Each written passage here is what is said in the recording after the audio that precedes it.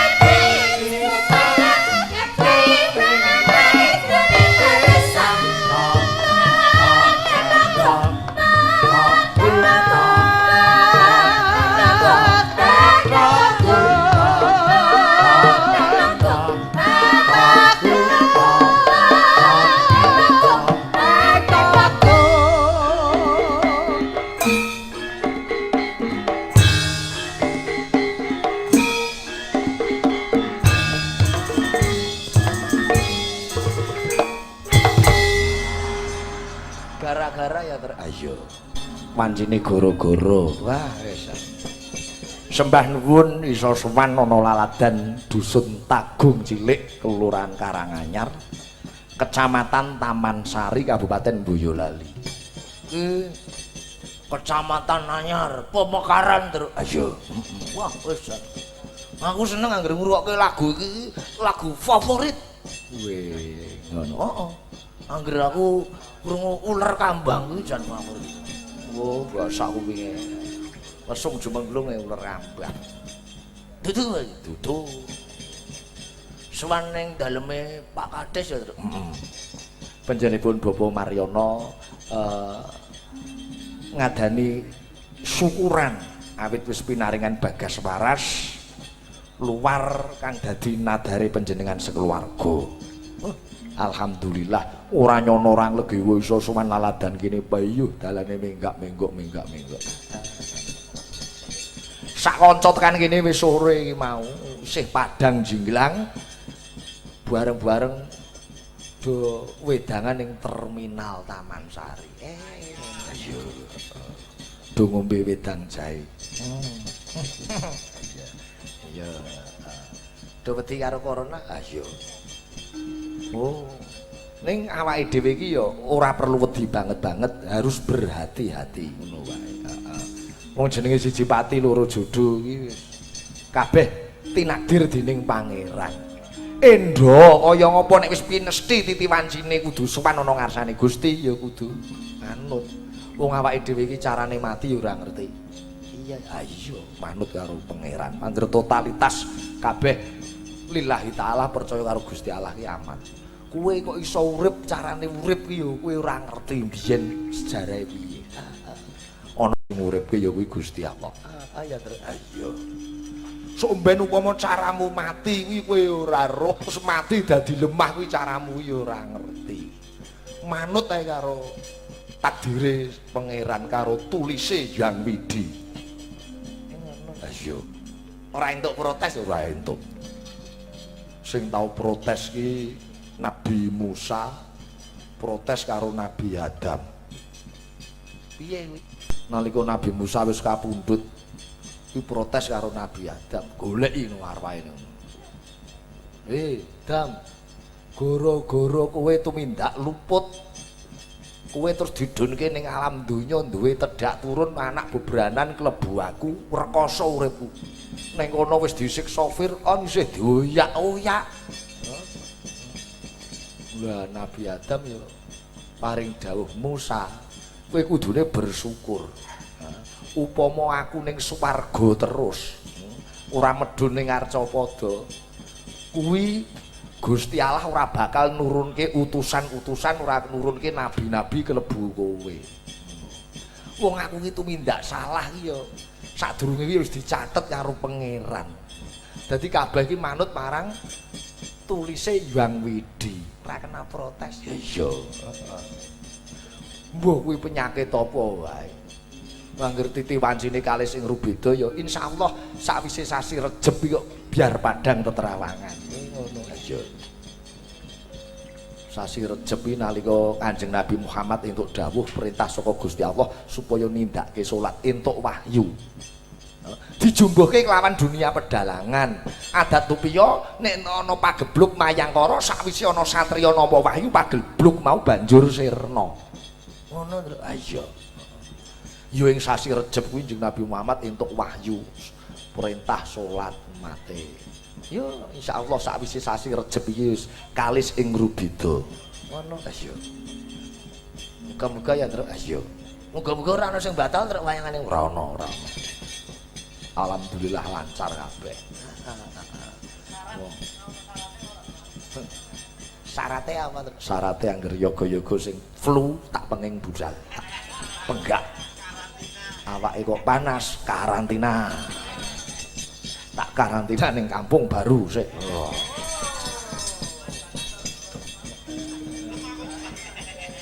Ya ora ya. Ayo. Isih kanca-kanca Mas Mul, Mbak Niken, Pak D Suran.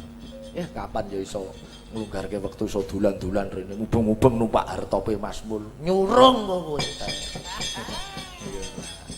Suwan Pak D Suran. Ben katuran rawuh ning Rembang. Men ngetoprak. Dadi apa terus? Ronggo mentaun. Iya. Kuwi katoke sing dienggo iki nalika nom-nomane dadi Ki Ageng Mangir. Iya, mriki. Angge ketoprak sapa manis kaya sira. Ketoprak gandrunge cakepane sapa manis kaya sira ngoten lho. Nggih. Rumiyin nate sowan namung dereng dumugi Rembang. Oh, dumugi Pati. Sowan kula dumugi Mbang Sri. Oh, Jepara. Adoh niku, Pak. Nggih. Mbok rada lenggah teng mriki ngarepe presiden mriki. Karben kesoting. Ngoten. Jenengan iki tuwa-tuwa ning semu lho. Semu umpel. Mboten saestu. Wis tak titik anggere tuwane semu iki nom-nomane mbedhike ra ilok. Nakal mesti, nakal. Lenggah teng mriki madhep mriki mboten napa-napa. Mboten mriki mawon. Kula adaan cedak-cedak besinding ngoten sok. Napa ya? Tekan omah malah bingung. Kok bingung sebabe? Babe bubar nyawang kaya ngeten terus nyawang bojo kula niku pun tuwa. Wis awake kuru. Niki kados putih malih menika. Kuru wong mikirke sampean sing gawe panas sing suasana. Boten. Panjen umuripun sampun dangu. Sowan wonten Sowan wonten laladan Karanganyar, Taman Sari, wonten ing Dukuh Tagung. Tagung.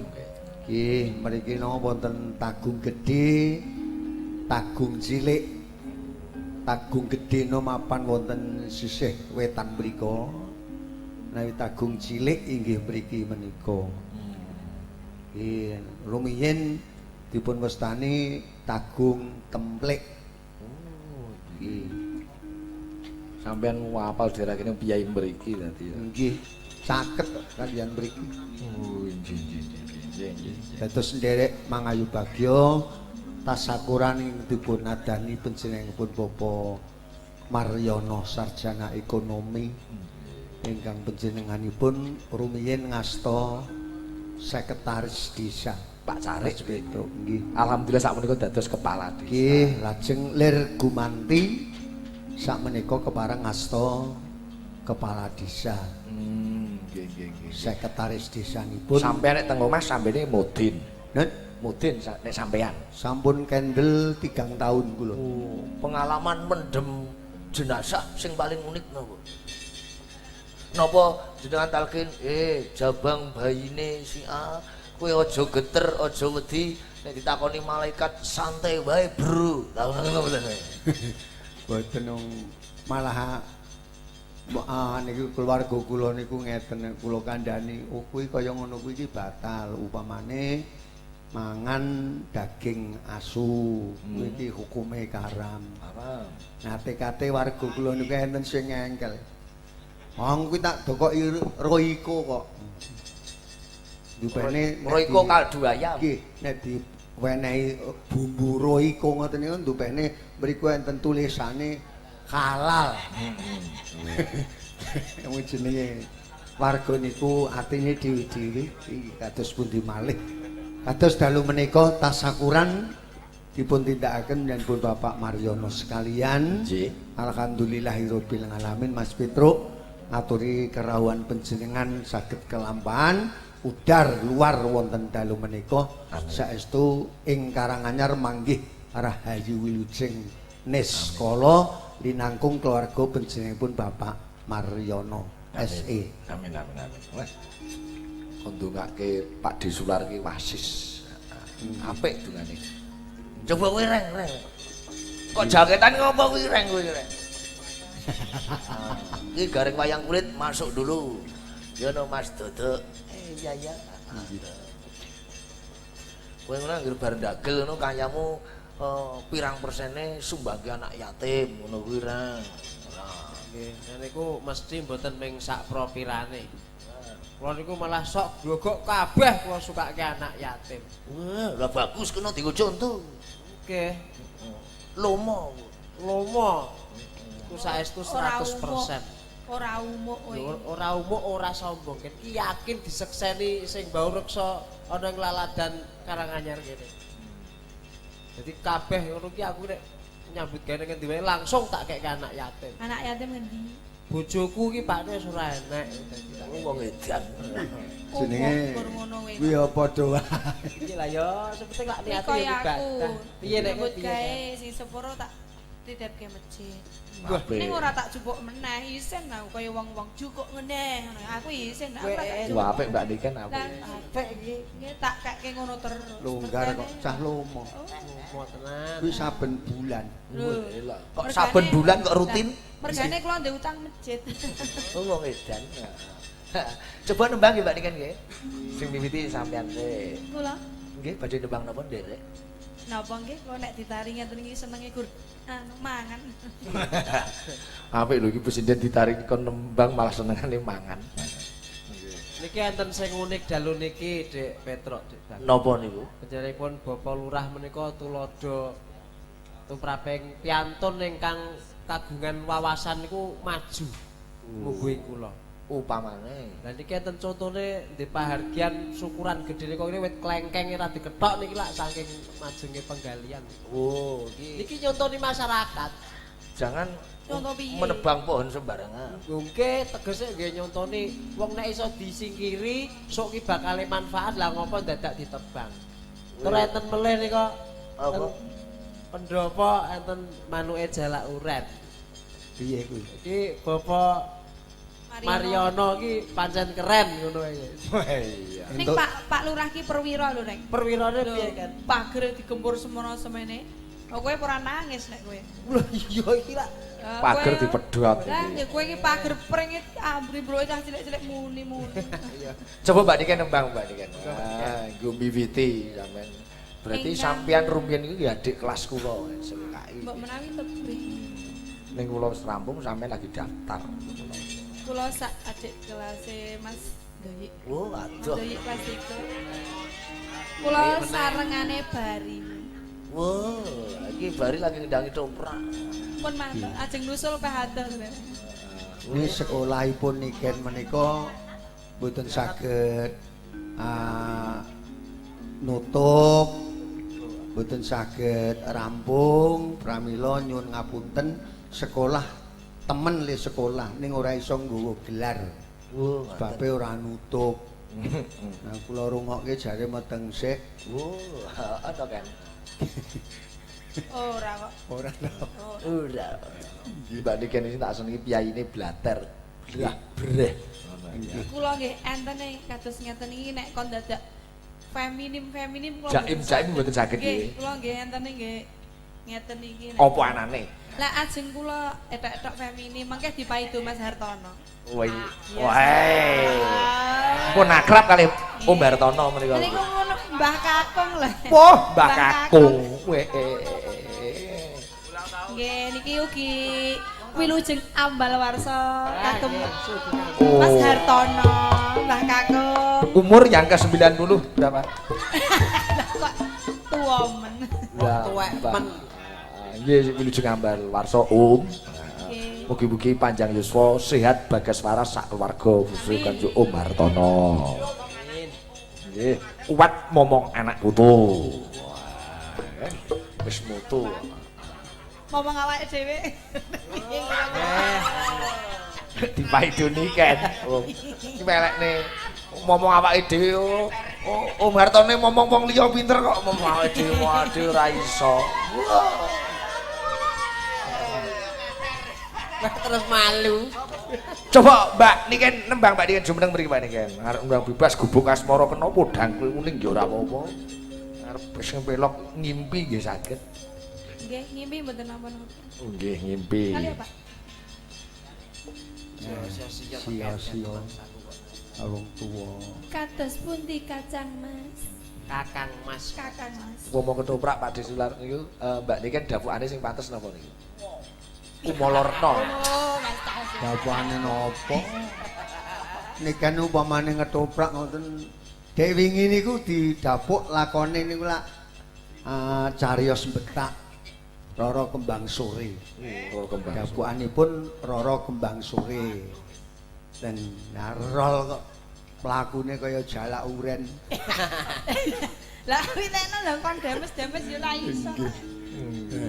Niki ngaturaken Ngimpi. Apa Pak? Titi Laras Apa, Pak, kowe? pelak kawa Pelok. Indra. Ngambara ing ngawang. Nggih. Nggih. Monggo. Dipun bawani nggih Mbak Niken nggih. Nggih. Dipalaraken? Oh nggih saged. Apa kaya ngenjel. Palaran aku kangen kendangane Mas Ndoyi. Cacake. Wis. Ya ora to, ya komplit to. Oh. Kaya seragane iki kaya taslim petuk uni eneng makam gladak ngambek. Kaya ngono, wah ayu. Mandang ngerti aku. Kaya taslim to kayak. Yo. Saya iso ketemu uni. Saiki Jodoh. Jodoh. Tuke saiki. Pinesti dadi judulne. Ya. Ya. Ngambara ing Ngambara ing ngawang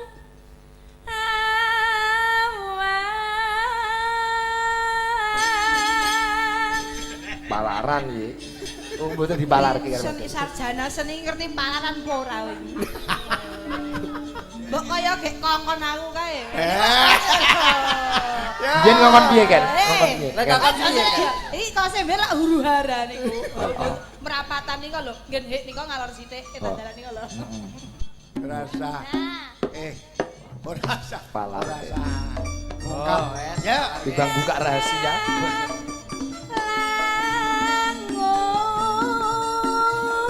langut bebasan tanpa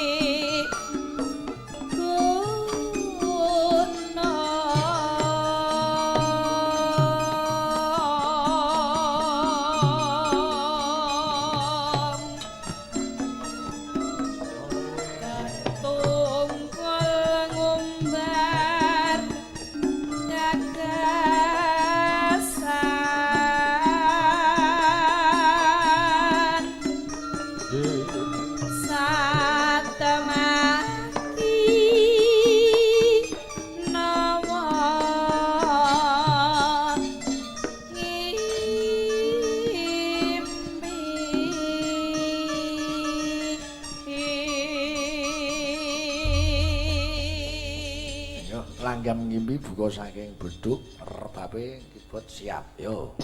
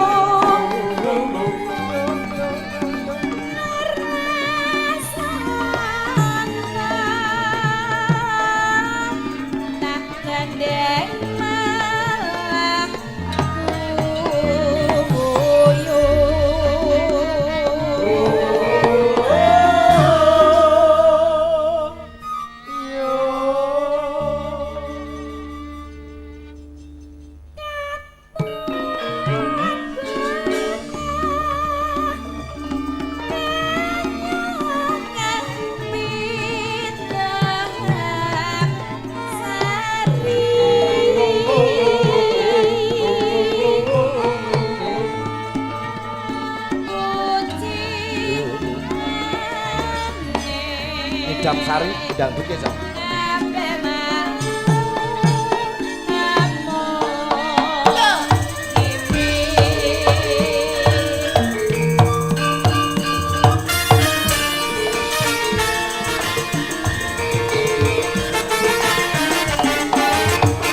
Karo Ari.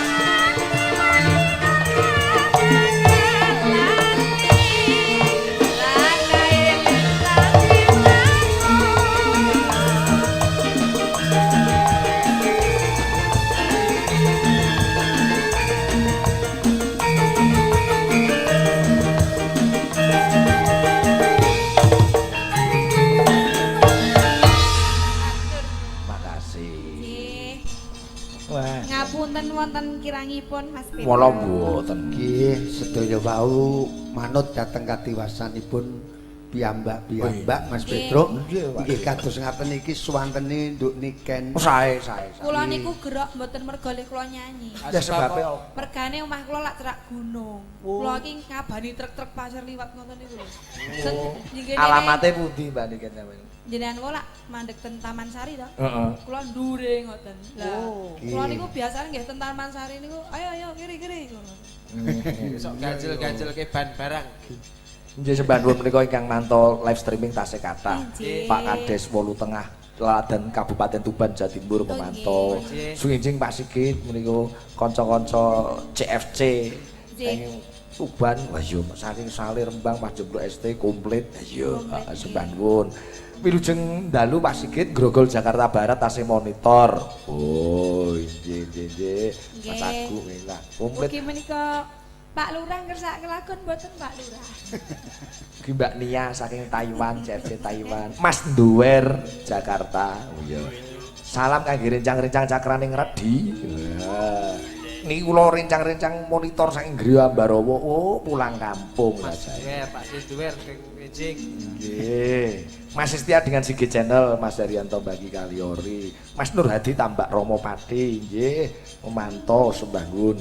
Kuala Lumpur Malaysia nderek memantau live streaming sembahun. Pak Kadi singgahan komplit.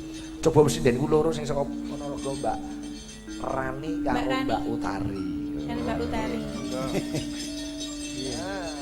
Kan iki Mbah Uti kari dhewe. Mbah Uti. Mbak Uni kok Mbak Uti. Celukane Mbah Uti. Oh, ngoten. Wis mbah, amune tuwa men bisa. Mbah Uti ro Mbah Kakung. Nggih. Saking Mas Apit Untoro, Semarang. Salam kagem warga masyarakat Mboyo Lali. Pak Hartanto Tomang Jakarta tasih mento. Pak Parwito Gebok Kudus. Nggih, manto. Dalu Pak Sigit kula CFC saking Pangtelu Suwarjo Makmur nderek memantau Pak Deli Bojonegoro Jawa Timur isih memantau. Nggih. Pak Lan Juragani S3 Jatirogo, Pak Didik Kediri. Mong loro. Wah, wis ketok. Ya. Nembang. Ya nggih, diaturaken menapa menika Mbak-mbak kalih sampun samekta. Niki elek-elek kalau nggih gawe lagu dhewe. Oh ngeten. Sayangku. Wah. Sayangku kang dadi ati. Ya, ayo sayangku. Oh, aku angger karo Rani karo Utari wis sayang tenan. Alhamdulillah. Matur nuwun, Pak.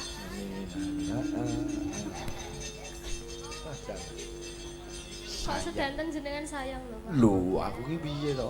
Karo sapa tak sayangi jenenge ngraketke kekadangan, ngraketke pas seduluran. Rekan kerja. Rekan kerja. Ki sembanu dipantau Mas Abdul Karim, Mbak Romo Mati. Nggih. Coba sayangku, sayangku. Buka saking vokal. Vokal ku irama rangkep masuk cepong. Iya. Ampun buka vokal kakung lho. Sebabipun Lah nembe mangan. mboten. Mas Putri. Artono. Kawitan saking Mbak Rani, ya Ran.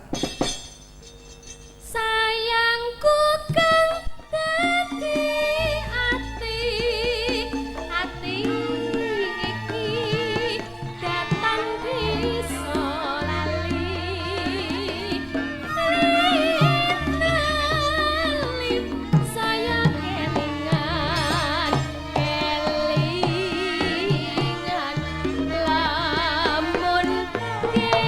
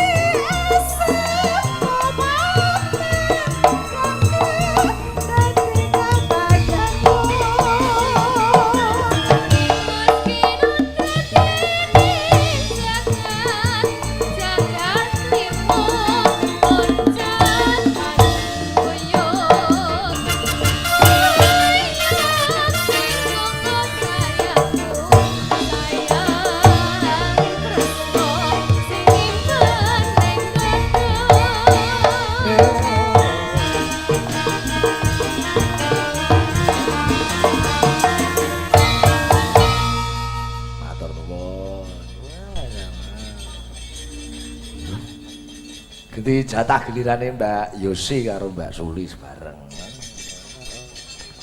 Oh, bareng. Ya ada.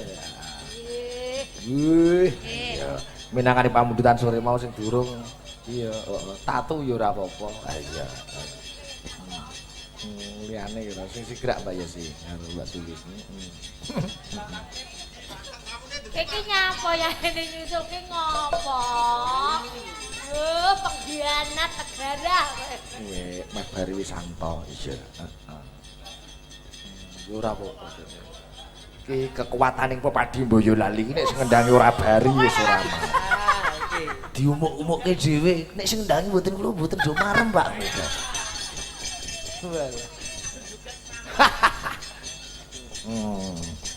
Nggih.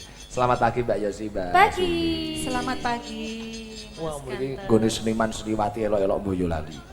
Angger mang titeni, angger dalang kok kelahiran Boyolali niku suarane mesti kung. Oh gitu. Tenan niku. Mboten enten dalang kok Boyolali niku suarane sing kuciwa niku mboten enten. Saestu. Angger Boyolali menika mesti suwantanipun mesti kung-kung sedaya. Ngono wis ngrungokke wis seneng ning ati. Kesabdo mriki niku. Larasipun pelok. Wah iya. Napa, Pak? Sak-sake tatu ya kena, cidra ya kena. Tatu nggih? Sing lagune Mas Didi Kempot. Senadyan ngono kae. Tatu. Lah nggih. Sakit mboten jenengan? Ya iso aku. Piye sik? Apa? Lerepe to, Pak? Gagah, Pak. Apa aku salah? Langsung diping sono sing ngodhek jeriat Salah akeh banget. Ya, coba tatu. Kok ya ngapa cahyo?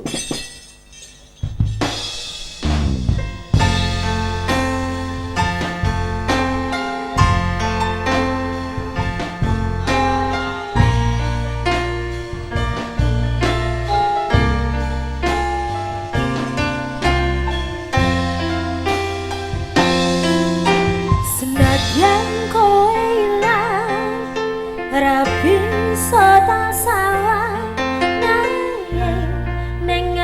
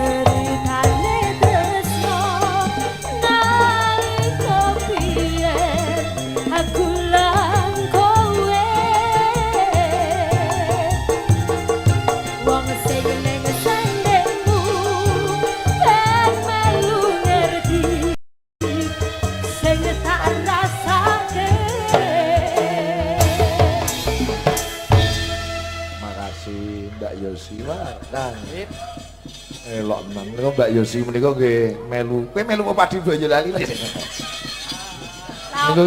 Lapa le Pak? Calonipun Boyolali. Oh, kagungan calon niki Boyolali kan. Boyolali. Wah, tambah cedhak. Itu sinden Boyolali. Ngoten.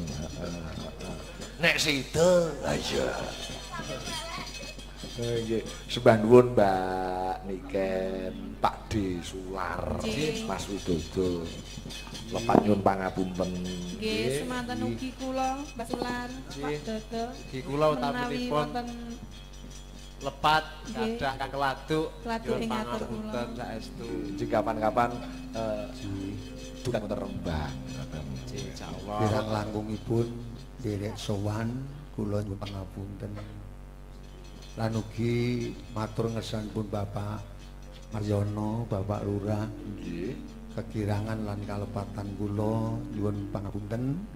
Donga dinonga mugi Pak Lurah pinaringana rahayu wilujeng. Amin. Kalis saking sambikala Amin. ayem tentrem anggenipun ngasta adil wonten ing wewengkon Desa Karanganyar. Amin. Amin ya. Pancen dadi lurah niku nggih gampang-gampang angel nggih Pak Disular. Nggih. Pak, Mbak Niken nek badhe kundur yen mboten apa-apa. Mbak Niken badhe mandhep mboten. Pak Disular rada mriki rada. Oh, Pak Disular ora itu nek niki entuk. Rada. Nggih nek wong kula niku selak ajeng adol kembang. Oh nggih. Wong dadi lurah niku pancen gampang-gampang angel nggih Pak Disular nggih. nggih pancen kepara leres. Nggih, apik ora ana sing lem, cacat sithik akeh sing maido akeh sing nyacat. Mila dipun westani lurah iso diulurake utawa iso disalurake Supaya sapa terarah. wae supaya tekan nggone. Oh nggih. Menika tumrap lurah. Sanesipun ngaten lurah iso disalurake. Nanging kudu eling lan waspada jalaran kuwi kudu menggalih barang sing wis turah. Maksudnya eling lan waspada tegese. Eling lawan waspada menika bantuan menika kathah. Nggih bantuan tumrap wonten desa-desa menika wewengkon Boyolali langkung kathah. Menawi mboten enget lan mboten dilinambaran eling lawan waspada menika kathah godha rencananipun. Cumepak marang kasangsaraning penjabat menika karana uang. Apa tegese uang dari huruf U A N G. U. Usahane luwih angel. Nggih. Agawe memangun rahayuning bawana. N. Norma-norma pemerintahan kudu eling. G. Gumelar ana ing jagat raya iki yen wis tekan titi mangsane bakal bali nyang asal mulane. Weh, tepuk tangan untuk Pak Disular. Pinter. Menika nek uang, sak menika tegesipun Pak Maryono terdiri dari huruf M A R Y O N O. M madhep lan mantep nggone ngayomi warga masyarakat. A. Anggayuh marang rukuning bebrayan tumrap Karanganyar. L. Rukun age kok L. Lah cah pelu. R. Rukun agawe santosa, cah agawe bubrah. Y. Yekti kuwi dadi pangayomaning desa. O. Ora bedak-bedakake kuwi biyen milih lan kuwi ora milih. N. Nindakake dawuhe Gusti Allah, ngedoi kabeh larangane Gusti Allah. Oh, yang terakhir. Ora bisa nggoroi kabeh marang karyane Bapak Maryono. Weh, lunyu lah bisa sampean. Lahir batin, nah njaba jero padha. Nek Sular. Sular. Su Kuwi tegese. luweh Oh, ranggo A ya. lar niku melar, Luweh melar. no niku padang. Luweh melar penggali. Dadi nek wektune padang, sular niki wis melar. Ngupaya rezeki Gusti Allah ngijabahi. Ngupaya apa? Barokah. Ngupaya apa? Ngupaya rezeki. Nah, kok ngupaya rezeki ngono. Keris sing sampean gawa niku keris kiai napa? Niki Nggih. niki anu Kiai Slamet. Weh biasa kowe ning ndi ki selamat nggih Pakde. Jebule panjenengan kuwi wis jan gleling tenan ya jebule. Wah, Wasis. Semu. Wah wis tenan. Panen Pak Lurah niku kudu duwe nasihat upama penemban Senopati kudu duwe juru mertani ngoten iki. Puntadewa kudu duwe Semar kaya ngoten niku. Leres. Nggih. Ya kan. Pripun kinten-kinten sampean rencana ke depan planning sampean napa niku? Nah, Rencana planning ke depan. planning ke depan kula Nggih. mbok menawi Gusti Allah jabahi kalih taun malih kula badhe ibadah suci dhateng Mekah Madinah. Sampun nabung. Sampun. Alhamdulillah. Namung kirang jadwalipun menika swidak angsuran. Oh, mboten apa-apa. Sampun pikantuk 3 dosa 8. Wih, wis kurang Alhamdulillah. 28 nggih. Nggih. Wih, wis 28 berarti 2 tahun. Nika enten sing sambung. Napa? Apa isih urip? Wawangsane Prasujana. Tuwin sagung wiku winasis. Para sarjana. Tri prakara manungsa datan ngawruhi. Wih. 1 pesti, 2 jodoh, 3 wayu, 4 derajat, 5 bondo, manungsa mung diwajibke budidaya. Perkara pati urip gumantung ana panguwasaning Gusti Allah. Upama mati sesuk sampean nggih siap menawi. Ah, siap. Nggih, wong mati urip niku ora masalah wong sampean urip yo ora ngerti carane urip, mati yo ora ngerti carane. Pawe pas karo Gusti Allah. Nggih, leres. Nggih ta? Nggih. Nggih, sembah nuwun. Enten sing diomongke mulih napa? Mboten. Badhe omong dhewe napa badhe ngrasani kancane Mboten. monggo? Sampun kita serencange mawon. Oh, Nggih, niki kula nggih selak enten gawean liyan. gawean napa? Tumpuk-tumpuk. Tumpuk-tumpuk napa? Kursi napa? Tumpuk-tumpuk awak. Oh, alah. Entuk tumpuk-tumpuk awak ning ampun nganti bubuk tumpuk. Mboten. Nggih. Bandun Pak Deslar ya. Mugi-mugi sehat. Nggih, alhamdulillah. Nanajengaken Mas Petruk. Nggih, sak karep kula tak lajengke apa tak lereni ya sak. Iki nalerenaken nggih monggo, nanajengaken nggih monggo Mas Ah, Petruk. nggih, sampean Kula kula nyuwun pamit. Oh. Badhe teng pundi? Sak senenge to.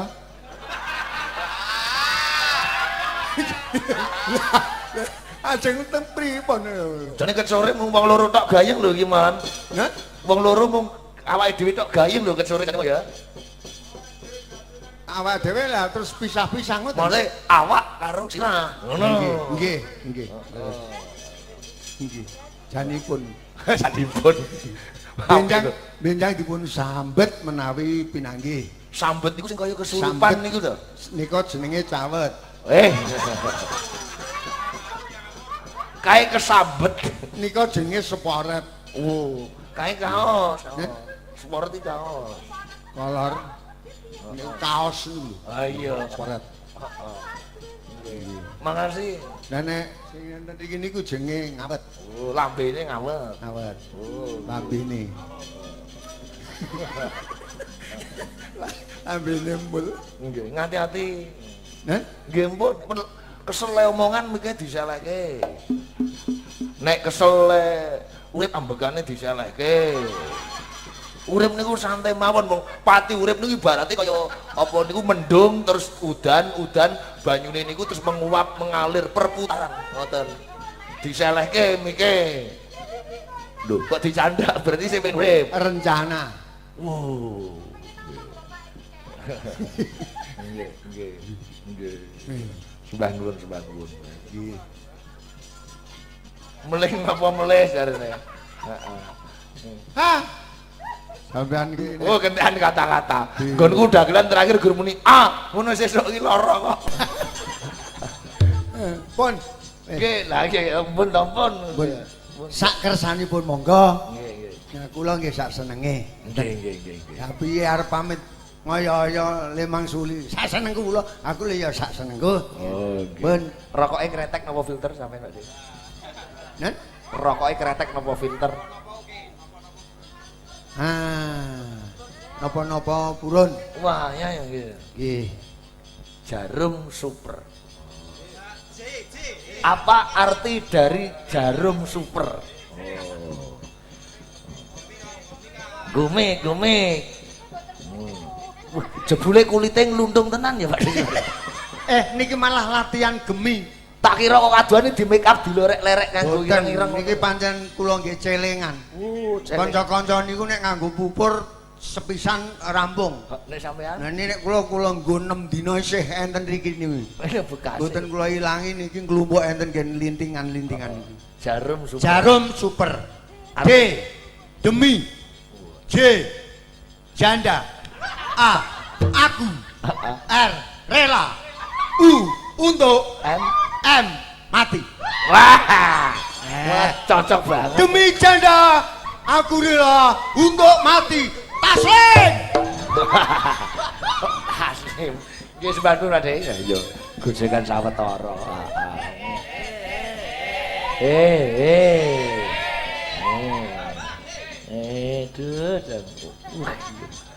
Wah, efek timange di burdir ki sular ben dikira dalang. Jebule modin.